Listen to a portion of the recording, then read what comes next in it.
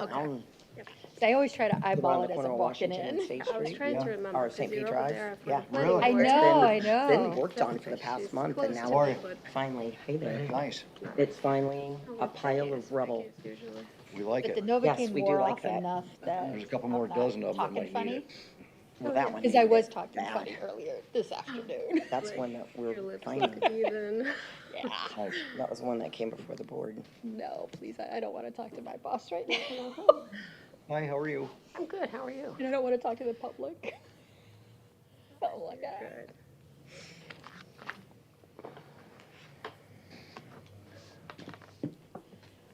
It's 4:00. Okay. Rita is not coming, but I haven't heard from anyone else. Do we have a quorum? 1, 2, 3. Yeah. Got it. Okay, we're good. All right, if we would just, I'll call the meeting to order and stand for the pledge. To the flag of the United States of America and to the republic for which it stands, one nation, under God, indivisible, with liberty and justice for all. Thank you. All right. All right, we're going to open this meeting with an open forum. Is there anyone in attendance who would like to speak on anything that's not on the agenda? Hearing none, we'll go forward. If you plan on speaking at any time, would you please stand to be sworn in? Please raise your right hand. Do you swear or affirm to tell the truth, the whole truth, and nothing but the truth? Yes. Thank you. Okay. The first order of the business is the approval of the minutes dated October 2nd, 2025. Does anybody have any questions regarding the minutes? Nope. So approved. Second? Second. All in favor? Aye. All right. Our new business is case number 2025003, City of Oldsmar versus Brian Amos and Gloria Arnett. Mr. Trask? We're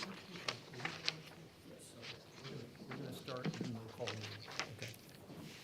Okay. Good afternoon, everyone. Afternoon.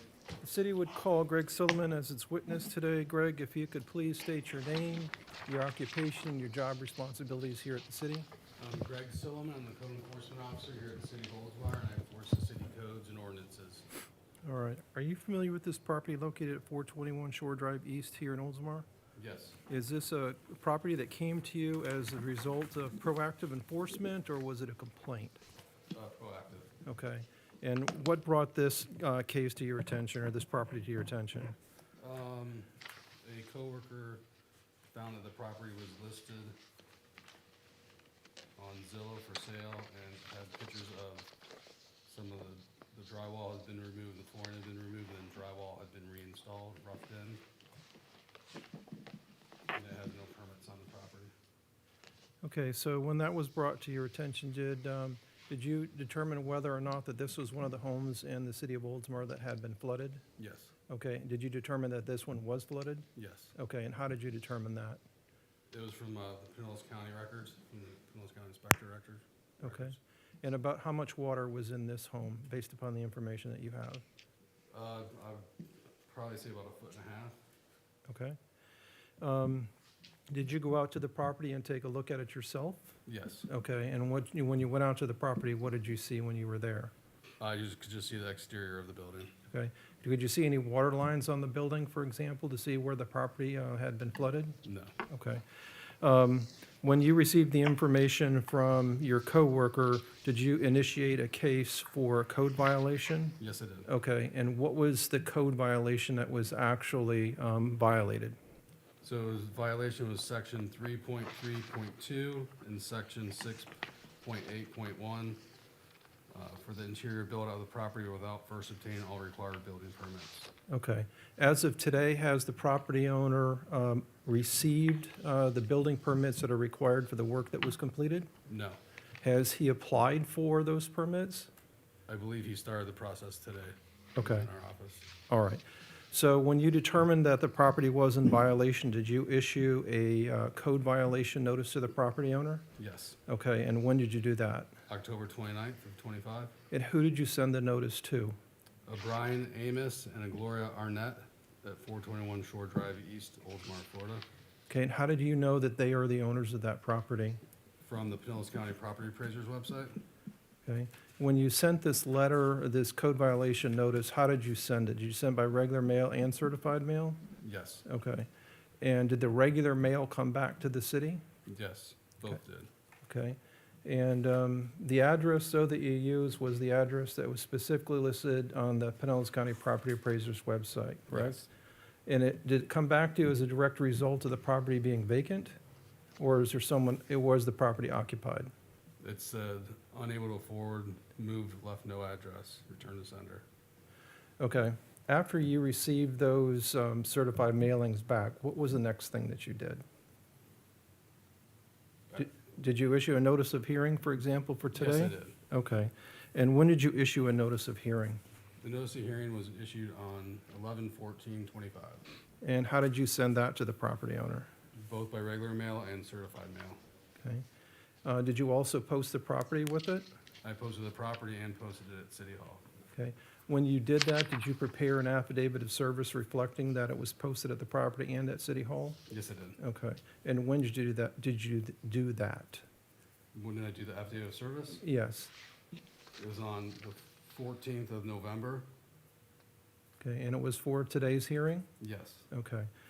All right, I want to go back over the documents now that we've talked about them. Let's start with the code violation notice.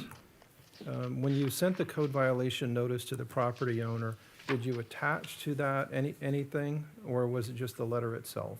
I attached a copy of the Pinellas County Property Appraiser's website showing the owners and the address listed, and then photographs or printed copies of the listing that was on Zillow, which shows the home, the description of the home, and interior pictures of the repairs that were done without a permit.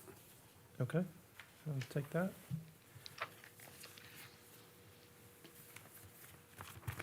And the letters that were returned, are these the returns? Yes. Okay. All right, so I'm going to tender into evidence the code violation notice and the attachments and the letters that were returned. Ask that they be received into evidence. Show that these have been received into evidence. Thank you. Now, on the notice of hearing that you said that you issued and you sent by regular and certified mail, did you attach something to it as well? Yes, I attached a copy of the Pinellas County Property Appraiser's website, and then Pinellas County tax collectors, a copy of showing the address and the owners. Okay. And these are the letters that were returned? Yes. Okay.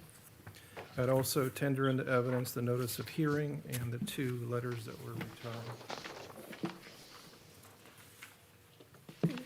We accept these into evidence. So lastly, you said that you had prepared an affidavit of service. When Yes. you prepared that affidavit of service, did you take photographs when you posted the property with the notice of hearing for today? Yes, I have 2 photographs of the notice of hearing posted on the property, and 2 photographs of the notice of hearing posted at City Hall. Okay, and those were attached to the affidavit of service? Yes. Okay. I would also tender into evidence the affidavit of service and the 4 photographs. No, they're accepted into evidence. So again, it's your testimony that the property is still in violation of the 2 cited code sections? Yes. Okay. How much time do you think would be the appropriate period of time to give the property owner to get the building permits that are required? 60 days. Okay, and if he does not obtain the building permits within the 60 days, how much money do you think the dollar amount of the fine should be for the violation as it accrues after that 60-day period of time? $250 per day for the safety issues that can pass cases where we don't know what's been done behind the drywall, electrical work or plumbing work without county inspection, so it's a safety issue. Okay. All right, thank you. I don't have any other questions. I don't know if the Code Enforcement Board has any questions? Can we go back just a little bit? Can you say again how you found out about the violation? You said it was through Zillow, through a coworker? Yes. Okay. Want to explain a little bit more? My department head forwarded to me that there was a listing on Zillow for it. When I looked at the listing on Zillow, it showed the pictures of the work that had been done in there after the flooding, which you'll see in those photographs. So it's, the drywall had been roughed in and mudded in. Okay, okay. Interesting. Thank you. All right, thank you. That's all the city has. Thank you. I think the property owner is here too today. I'm sorry? The property owner is here? Okay, would you like to speak? Yes, ma'am. Please address the podium with your name, address. Good evening, Chair, board members, and city staff. My name is Brian Amos, owner of 421 Shore Drive East. After Hurricane Helene in 2024, my home was severely flooded.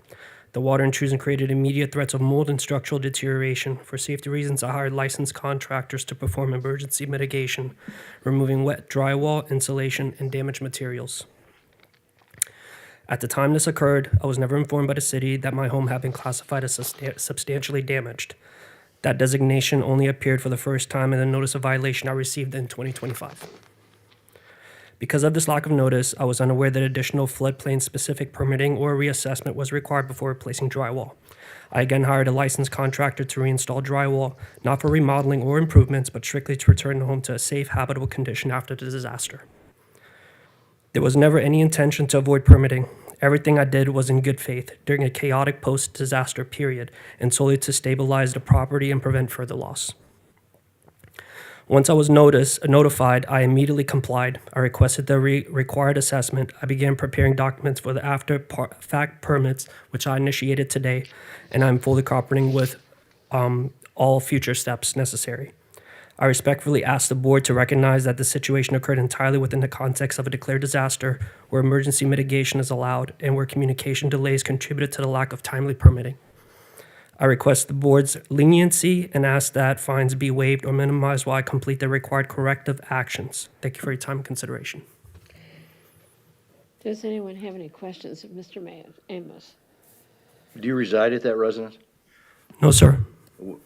How do you, as an owner, were you doing, it was an investment piece of property originally before it was flooded, or what? No, my family lived in it. We lost everything in 2024, sir.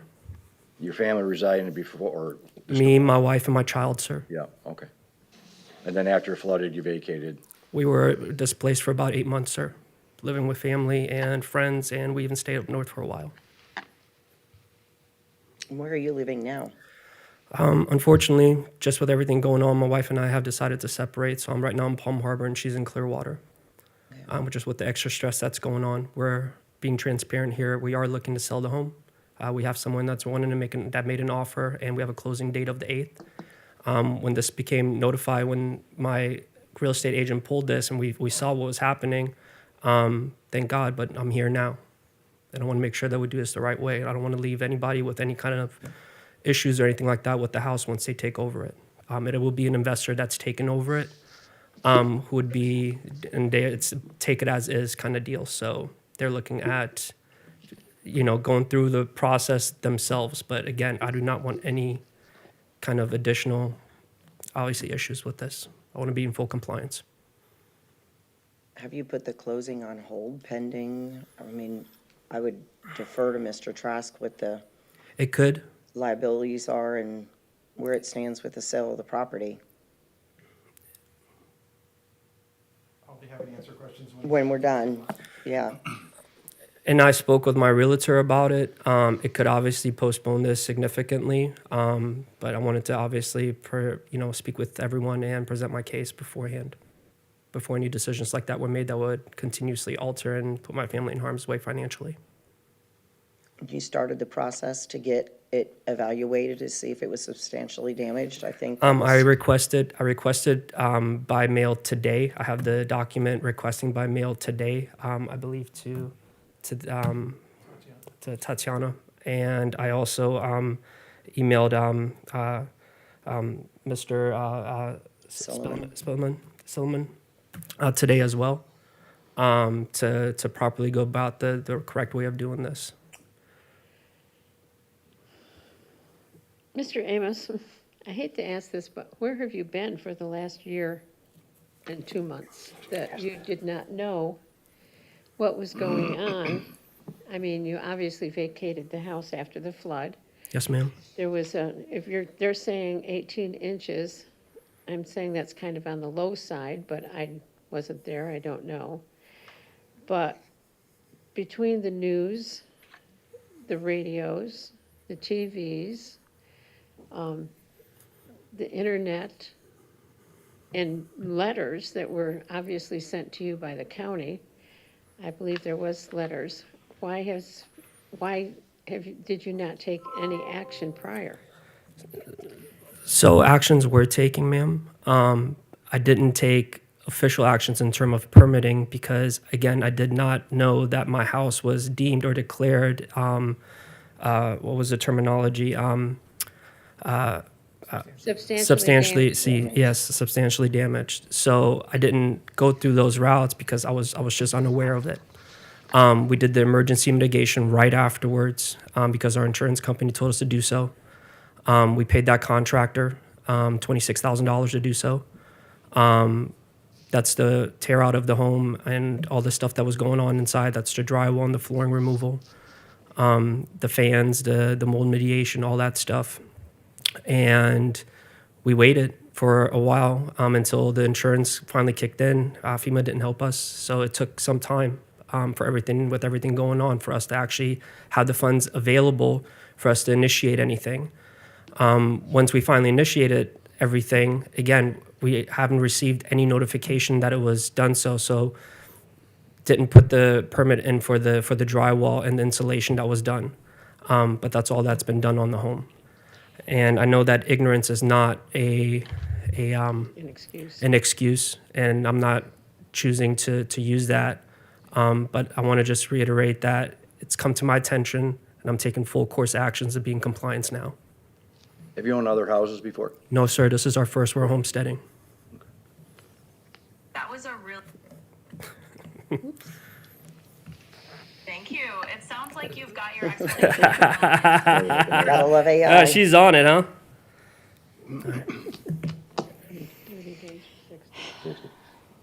That's what he asked for. Okay, does anyone have any further questions on for Mr. Amos? I go ahead and make a motion on case 202-50013, and the address is 421 Shore Drive East. Based on testimony, evidence, and facts presented, and law that at the time the alleged violation, section 3.3.2, 6.8.1 of Code and Ordinances of the City of Oldsmar was in force and effect, the respondent was in violation thereof. The respondent have until I come up with, if we're doing 60 days, Mr. Trash, can you tell me, I come up with either the 12th or the 19th of February. Did you look at that? Just so I give the right day, if you want to give 60 days. I would go the longer, to the 19th. Okay, let's do the 19th. So you have until the 19th of February, 2026, to come into compliance with the code sections, or a fine of $250 per day shall be imposed for each day thereafter the respondent remain in violation of said code section. Thank you. Okay, Or do we discuss it? nope, we get a second? Second. Second. It's been moved and seconded. Is there now discussion? You can receive it.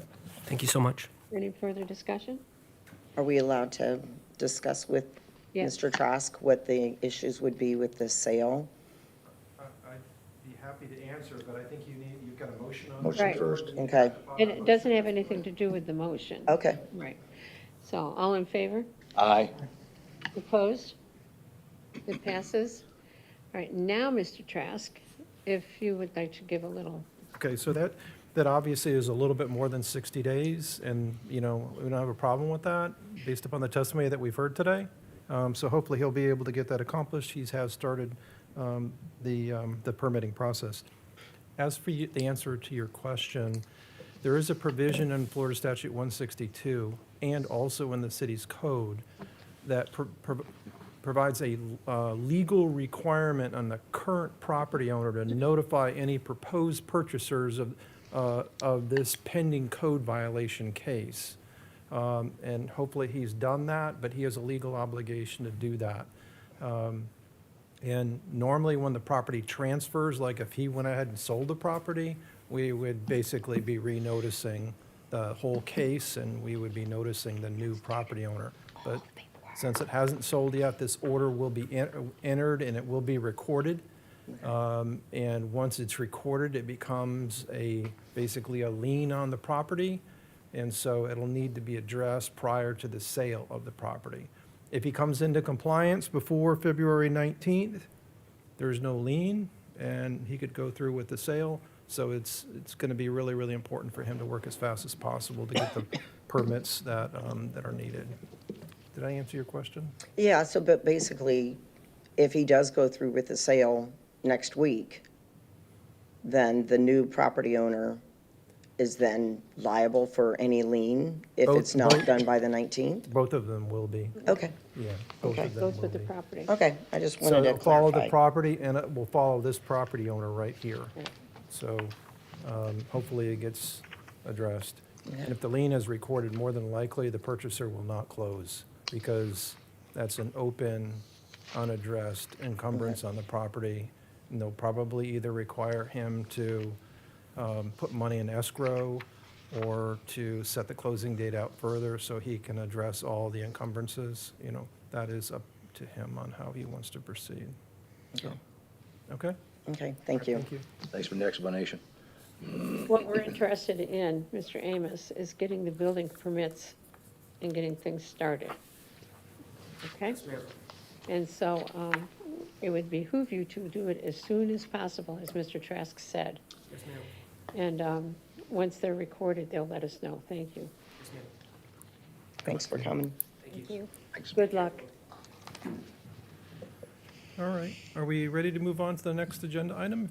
I am ready. It would be the affidavit of compliance with the City of Oldsmar versus Cherry Townsend at 314 Country Club Drive in Oldsmar. So this property is in compliance now. Greg has prepared an affidavit of compliance. You remember that on August 7th, 2025, you entered an order finding the violation, ordering the property to come into compliance by the 7th day of October. It did not come into compliance until October 13th. Therefore, there is an outstanding fine in the amount of $1,250. And I'm asking that you accept the affidavit of compliance showing it is in compliance now.